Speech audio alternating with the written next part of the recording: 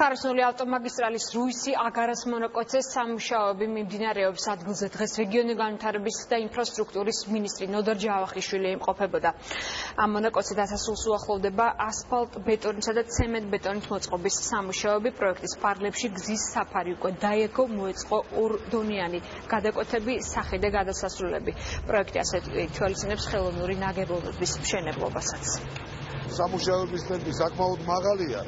მაგრამ ეხლა ვთხოვე რომ გაკეთდეს ძალიან დეტალური გრაფიკი იმისათვის რომ პარალელურად რის სამუშაოების გაკეთება შეიძლება ისიც გაკეთდეს. სულ 2 კილომეტრი გადარჩა ბეტონის დაგება, იმედია სულ რამდენიმე დღეში აქ ბეტონი დაიგება. სამშენებლო სამუშაოები აქტიურად მიმდინარეობს. ამ პროექტზე დასაქმებული არის დაახლოებით 350 კაცამდე. პროექტის ღირებულება არის 70 მილიონი და ყველა სამშენებლო სამუშაოები დასრულდება უახლოეს მომავალში.